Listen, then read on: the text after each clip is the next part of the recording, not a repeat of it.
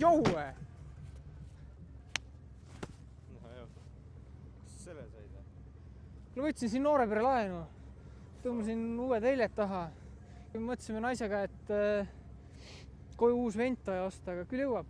Võtan SMS laenu. Ma ei saa aru, milleks sul vaja on. Miks sa teed seda? Mis asja sa üldse seletad? Issa tõmbad jala linna vahel ringi. Mul läheb 3 paaki kütust ja 5 treffid päevas. Toetan Eesti majandust.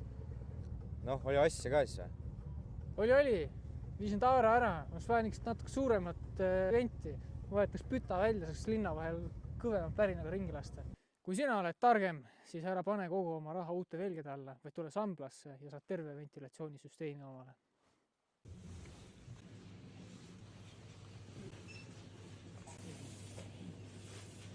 Ja see läheb mu pillisumperile taha.